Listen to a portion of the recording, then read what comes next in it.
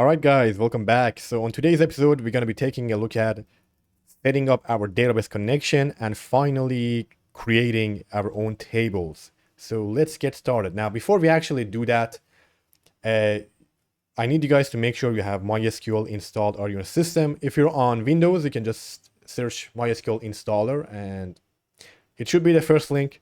But if you go on the MySQL website, you can actually download it for your system. That's one way. And if you're on Mac, I believe you can install it using homebrew. So with homebrew, it's going to be pretty easy. Brew install MySQL. That's actually how I did it myself. Very easy to do. Ideally, you could have installed it using XAMPP or Laravel that I showed you guys on the first episode. So this is actually how I recommend it. If you install PHP using XAMPP, you should already have MySQL. So those you guys don't need to worry about it, and those who also installed it using Laravel should already have it as well. So, but I thought I could do a quick mention in case someone doesn't have it already. That's how you want to do it. Okay, so let's get started. Before we actually start connecting to the database and connecting to MySQL, we actually need to create a database inside MySQL. And the easiest way to actually connect to MySQL is by just typing MySQL, which is a command that usually is installed alongside MySQL. Type U, which is -u, and then type in root. So what we are telling MySQL is, hey, I want to connect to my MySQL server as the user, -u, and the name of that user. And if you have a password for your user, you can put -p, and it will prompt you to enter the password. Now, with the root user, by default, it usually doesn't have a password unless you set it yourself. And I assume if you set it, you're already good with MySQL, so we shouldn't have any issues. But for me, I don't have any password, so I'm able to easily connect to it on my local computer. And you can see this is my MySQL version that I have right now.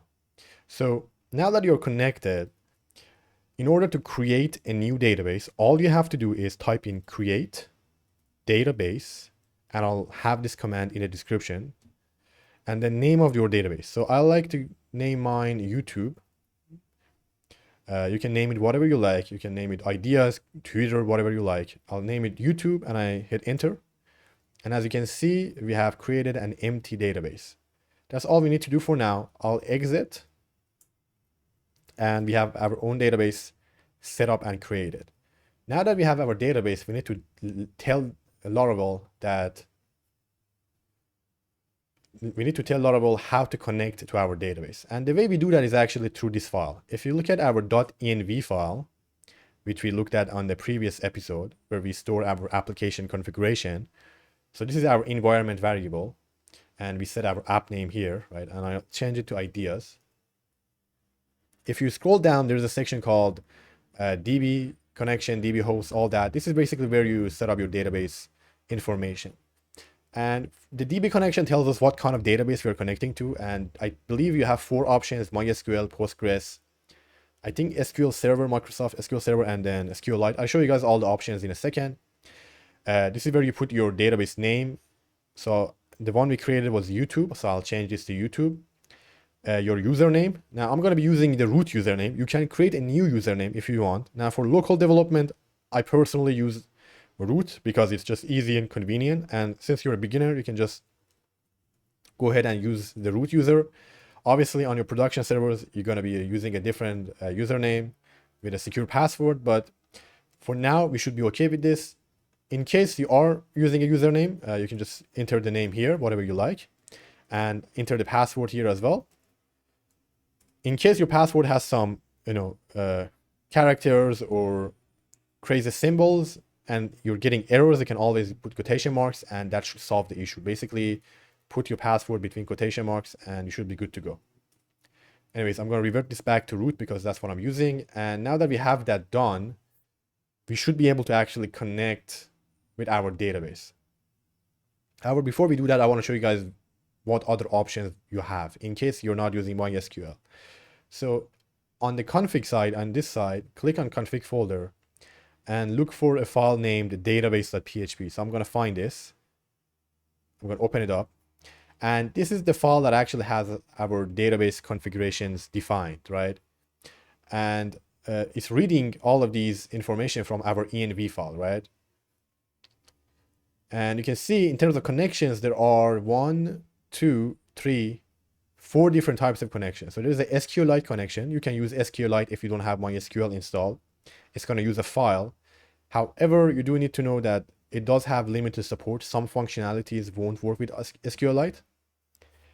So there is some limitations, but you can use it for now if you don't want to use MySQL. You can use MySQL, which is what we are doing.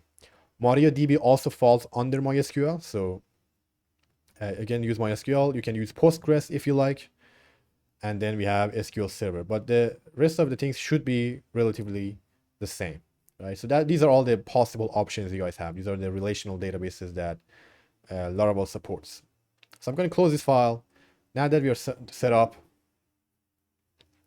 the way we actually create our tables in Laravel is through something called migrations. And you can actually see your migrations if you go on the database folder. We mentioned this on episode 3. Under the migrations folder, you can see that these are where we define migrations. And migrations tell Laravel how to create or set up our database, right? How to create our tables, what to put, what columns we need, what indexes we need. All of those are defined in our migrations. So in Laravel, you rarely write SQL code, almost never. Like it could happen in a project, you never write SQL unless you want to do something very specific or advanced that Laravel doesn't already support. So Laravel comes with these migrations already, which are all related to user creation. So we have our users create users migration. We have a few more. For now, I'm just going to be focusing on this one. And let me close this so it's a bit bigger. And you can see our migrations are basically just a class that extend the migration class. And they have an up and down method. Now the up is when we basically want to run this schema. So this code, PHP code, is converted into a SQL statement that is executed. And the down is in case there was a mistake or something, we can roll back or undo the changes. So down is basically like undoing our database changes, right? Maybe you add a new column and then later on you decide, hey, we don't need that column anymore. We can actually run the down method and remove that column, right? So these are why we have an up and a down. Now in the up, we are basically telling Laravel, hey, I want a users table. So we're calling schema create. And I want an ID column. I want a name column. So this string is basically varchar. I want an email column and I want it to be unique. I want a timestamp, password, remember token, and a timestamp. And this timestamp is a built-in Laravel function, and it creates two timestamps for you. One of them is created at, and the other one is updated at. And these are automatically created by Laravel. So this might be a bit overwhelming. You don't actually need to remember all of these. I'll show you guys how you can automatically auto-generate these. So you don't need to memorize them. Laravel generates them for you using PHP Artisan. And you just need to basically know the names of your columns. That's all. And you can always, again, update this. For example, you want a username. We can add this here. We will later on do that because we do want a username on our website. That's one of the easier ones. Maybe, whatever you like, you can add in on this side, right? Okay. So these are all the migrations here.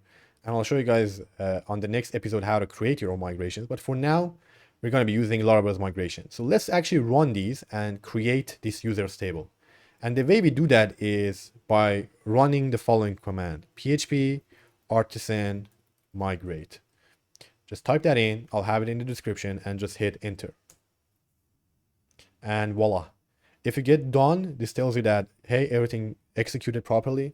And if you try to run it again, Laravel is smart enough and tells you, hey, nothing to migrate. So you won't run into any errors. But if you get any errors, it probably means that either your MySQL server isn't running or you didn't do your configurations properly. So your database name is wrong or your username could be wrong. So those are two ways you can check and fix that issue if you get any errors. So now that we have created our database tables, we can go and check. So I'm going to type in mysql-u root. And to actually access a database and use it, just type use and then the name of your database. And our was YouTube.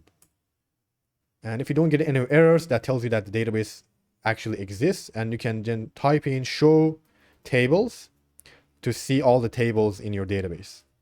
And you can see we have the users, personal access, all that. And the migration tables, this one is automatically created by Laravel, and it just keeps track of all the migrations executed on your database. So you can later on revert them if you need to, okay?